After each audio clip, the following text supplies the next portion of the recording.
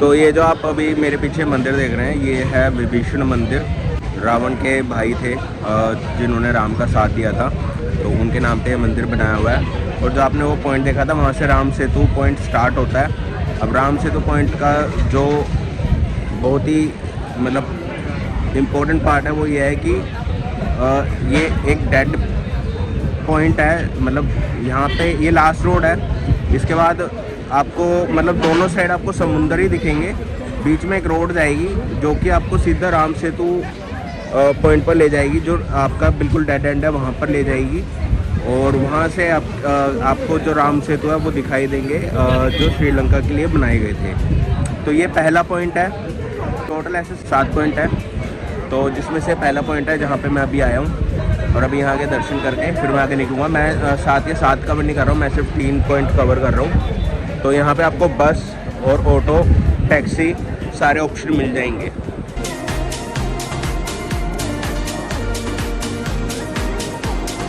तो यहाँ पर वो मंदिर है विभीषण जी का, जहाँ पे मैंने दर्शन करे थे। और अगर आप यहाँ से देखोगे, अगर आपको ध्यान से दिखेगा, ये एक ट्रैक जा रहा है वहाँ तक, वहाँ से एंड तक। अब मैं श्योर नहीं हूँ, मतलब मेरे को मंदिर में पुजारी ने बताया, पुजारी जी ने, कि ये राम सेतु है जो राम जी के लिए बांध बनाया गया था। जो असली पत्थर है वो इसके नीचे हैं, ये ऊपर, उसके ऊपर मिट्टी डाली गई है। बट मैं श्योर नहीं हूँ ये कितना सही है कितना झूठ है, क्योंकि जितनी मेरी नॉलेज है, जहाँ अभी हम फाइनल जाएंगे धनुषकोडी जो एंड पॉइंट है, वहाँ से राम सेतु स्टार्ट होता है। पर मैं श्योर नहीं हूँ, मे भी हो सकता है यहाँ से भी हो। अगर किसी को पता हो तो प्लीज़ बताना। ये जो आप जगह देख रहे हैं, ये वो जगह है जहाँ पे श्री राम ने विभीषण जी का जल अभिषेक करा था। और जब विभीषण जी को रावण ने निकाल दिया था, क्योंकि विभीषण जी ने रावण को कहा था कि आप सीता मैया को वापस कर दो, तो रावण ने गुस्से में विभीषण को जब निकाला कर दिया था, तो वो श्री राम के पास आए थे और यहाँ पर श्री राम जी ने उनको जल अभिषेक किया था। और अभी आपको एक यहाँ पे एक पत्थर दिखेगा, जो कि आप अगर देखोगे वो डूब नहीं रहा है, फ्लोट कर रहा है।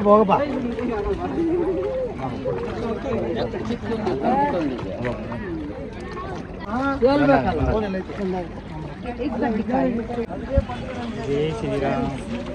जय श्री राम बोलो, जय श्री राम, जय श्री राम, जय श्री राम, जय श्री राम, जय श्री राम। पूजा करा, पूजा करा। जय श्री राम। ये भी फ्लोट करेगा? जय श्री राम। अलग अलग नहीं, सेम ही है। अलग अलग नहीं। वीडियो తీసారా चला चला। अलग अलग नहीं दीजिए, एक सेम बता। सेम पत्थर, चलो। Salt stone. इसका वेट कितना है भैया? ये 5 किलो का, ये 50 किलो का। ओके, ऊपर तो ये आपको 50 किलो का है और दोनों पत्थर ही फ्लोट कर रहे हैं। जय श्री राम, जय श्री राम, जय श्री राम। तो ये कुछ एग्जाम्पल थे। अगर किसी को मतलब ऐसा लगता है कि ये कहानी झूठ है कि पत्थर कैसे तैर सकता है, फ्लोट कर सकता है, तो सामने एग्जाम्पल है, आओ और देख लो। 5 किलो वाला भी फ्लोट कर रहा है, 50 किलो वाला भी फ्लोट कर रहा है, तो झूठ कुछ नहीं है। और इस जगह पे अगर कोई आता है तो इसकी जो टिकट है वो 20 रुपये की है, जिसमें आप पत्थर को हाथ लगा के फ़ोटो खिंचवा सकते हो, वीडियो बनवा सकते हो। एनी हाउ, मुझे थोड़ी इस चीज़ से प्रॉब्लम है। प्रॉब्लम यह है कि भगवान की चीज़ है, भगवान ने बनाई, भगवान ने दिया, आपने उस पर हक जमा लिया, अब आप उसको बेच रहे हो, उसकी मार्केटिंग कर रहे हो, वो मुझे थोड़ा सा ऑकवर्ड लगता है। अब यहाँ से निकलने का वक्त है, सेकंड डेस्टिनेशन जाएंगे ज़्यादा टाइम वेस्ट ना करके। तो ये जगह बिल्कुल विभीषण मंदिर के सामने ही है। अगर यहाँ तक आ रहे हो तो यहाँ पे भी एक बार ज़रूर आना, भूलना मत। वैसे लोकल जो फोटोज़ वाले हैं या बस वाले हैं वो आपको बता देंगे, तो ऐसी कोई प्रॉब्लम नहीं आएगी, पर मेरा भी फ़र्ज़ है आपको बताना।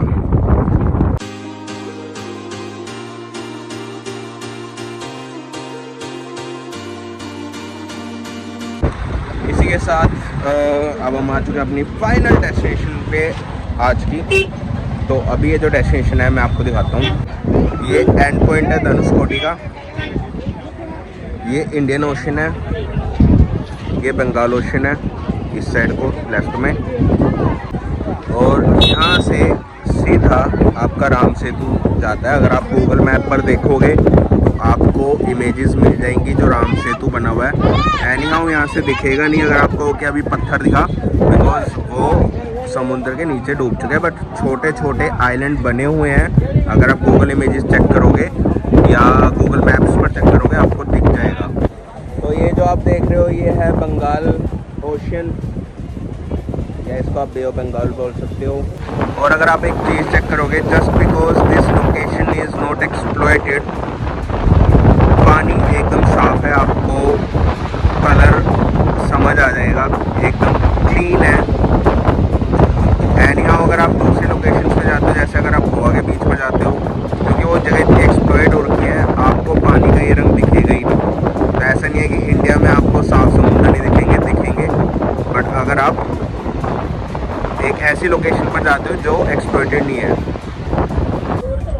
तो मैं अभी आपको इंडियन ओशन दिखाने के लिए जा रहा था।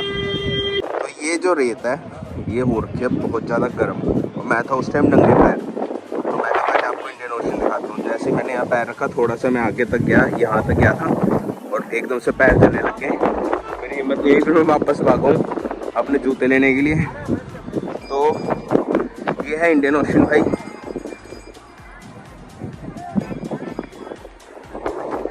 अब मैं आपको एक चीज़ दिखाता हूँ। अगर आप वो देखोगे पानी में जो हलचल हो रही है, शायद अगर आपको अब दिख रहा हो फोकस करने के बाद, तो वो जो हलचल हो रही है उसको कहते हैं करंट, ओशन करंट बोलते हैं उसको। और यहाँ पर देखोगे आपको कोई हलचल नहीं दिखेगी, ठीक है। यहाँ पर अगर आप जाते हो, जस्ट इन केस अगर आपको स्विमिंग नहीं भी आती है, तो देयर आर चांसेस कि आप बच सकते हो। बट अगर आप उस एरिया में फंस जाते हो या वहाँ पे गिर जाते हो या कैसे ही पहुँच जाते हो, तो वहाँ आपके चांसेस नल बटा सन्नाटा है। उसका रीज़न ये है कि वहाँ पे पानी का प्रेशर ऐसे भी आ रहा है, ऐसे भी आ रहा है, तो वो कोलाइड हो रहा है। अब जब वो कोलाइड हो रहा है तो वहाँ पे एक बवंडर बन रहा है। बवंडर, अब जिसको नहीं पता, साइक्लोन टाइप कह लो, तो समुद्र के अंदर भी साइक्लोन बनता है। तो अगर आप वहाँ फंस गए तो वहाँ से आपका निकलना बचना मुश्किल है। भगवान के ज़्यादा ही आशीर्वाद रहा तो आप बच सकते हो। और ये मैं आ गया हूँ बीच पर क्या, समुद्र किनारे। अभी वहाँ जाके मेरे को पूछना है वो क्या है, जिसका मुझे आइडिया नहीं है। तो ये कुछ नहीं है, ये एक फ़ोटो पॉइंट है, पिक्चर पॉइंट।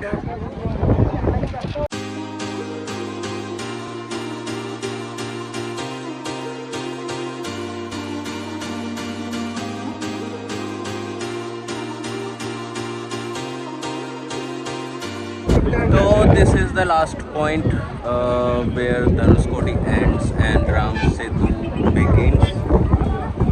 अगर आपको दिखेगा वहाँ पे आपको एक आइलैंड दिख रहा होगा, तो ऐसे ऐसे आपको 6-7 आइलैंड दिखेंगे कनेक्टिंग टूवर्ड्स श्रीलंका।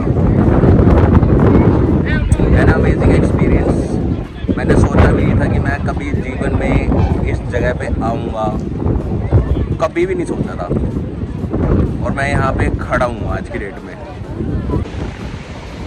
तो यहाँ पर खड़े खड़े समुद्र देख रहा हूँ, फिर ऐसे एकदम से ना थॉट आया कि श्री राम जी का जन्म अयोध्या में हुआ, फिर उन्हें 14 साल का वनवास मिला, जिसमें उन्होंने अपना सारा साम्राज्य छोड़ा,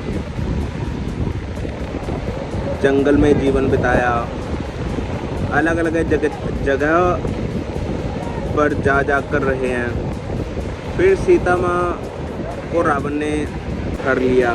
उसके बाद सीता माँ को ढूंढते ढूंढते ढूंढते ढूंढते वो यहाँ तक पहुँचे।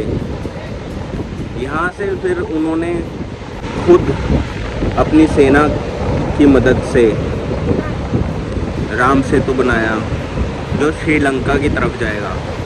अभी ये सोचने की बात है कि कहाँ अयोध्या, कहाँ तमिलनाडु।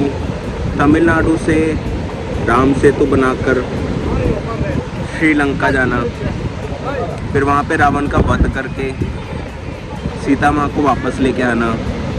इसके बीच बीच के तो बहुत सारे पॉइंट्स हैं जिसमें अलग अलग चीज़ें हुई हैं।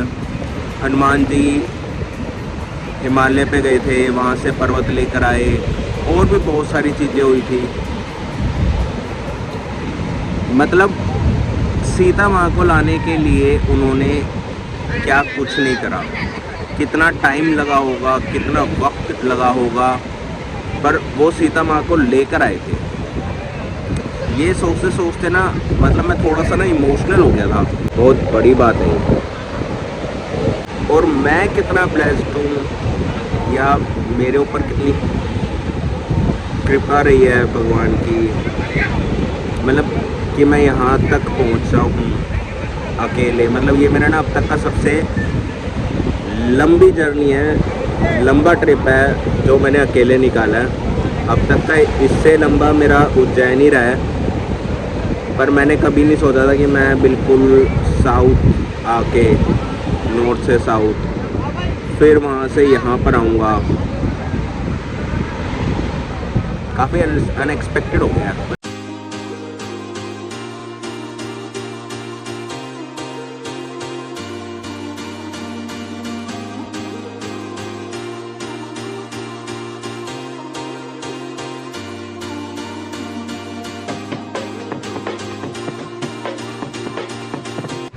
तो इसी के साथ अब हम धनुषकोडी से वापस आ गए रामेश्वरम। रामेश्वरम से अब मुझे जाना है अपने होटल, जिसकी मैंने ऑलरेडी बुकिंग कर रखी थी,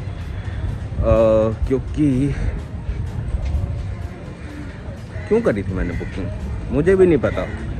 मैं अभी थोड़ा अफसोस में हूँ कि अगर मैंने बुकिंग नहीं करी होती तो मैं अभी कन्याकुमारी निकल जाता, क्योंकि मुझे किसी ने गाइड करा कि आप कन्याकुमारी भी चले जाओ अगर आप इतनी दूर आए हो। और कन्याकुमारी यहाँ से 300-350 किलोमीटर के डिस्टेंस पे। अगर ट्रेन से जाता तो अराउंड 5 घंटे लगते, और अगर बस से जाता तो 8 घंटे लगते। अब इस बुकिंग के चक्कर में, क्योंकि ये कैंसिल नहीं हो सकती, मुझे यहाँ स्टे करना पड़ेगा। पर अगर मेरे अंदर के कीड़े ने बोला कि तू कन्याकुमारी निकल, तो ये हो सकता है कि मैं कल निकल जाऊं सुबह चेकआउट करके, बट वो थोड़ा हेक्टिक हो जाएगा, जो कि मैं करने के मूड में नहीं हूँ, क्योंकि मेरे अंदर थोड़ा आलस भी चल रहा है। कीड़ा भी है और आलस भी है। अभी देखना ये है कि जीतेगा कौन। तो अभी आप देख रहे होंगे कि पसीने छूट रहे हैं। जो मेरा होटल है वो रामेश्वरम टेम्पल से अराउंड 2.5 किलोमीटर है, और मैंने चूज़ करा कि पैदल चलते, क्योंकि अब तो कुछ करने को है नहीं, बट यहाँ पे हो रही है गर्मी। पर पैदल चलने का भी एक फ़ायदा है कि ये समुंदर के साथ साथ आप चलते जाओगे। इस व्यू का पूरा फ़ायदा उठाते हुए चलेंगे हम, है ना। तो पहले मैं बहुत कंफ्यूज था कि मैं ये वाला होटल करूं या ये वाला होटल बुक करूं। ऑनलाइन चेक कर रहा था और 2-3 दिन में कंफ्यूज रहा दोनों होटल्स के बीच में, समझ नहीं आ रहा था। फिर एंड में जाके मैंने ये वाला होटल बुक करा, क्योंकि एक तो ब्रेकफास्ट इंक्लूडेड था और दूसरा उससे थोड़ा कॉस्ट कम थी, और इनके पास प्राइवेट बीच भी है जो कि उनके पास नहीं है।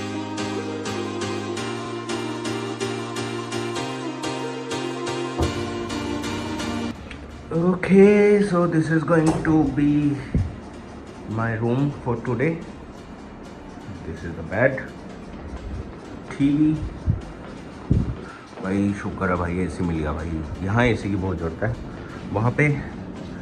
और ये पीछे गार्डन एरिया है जिसका एक्सेस पूरा है, ये हमारा भूत बने हुए हैं, अभी नहाएंगे धोएंगे। और बाहर भी एक गार्डन एरिया है,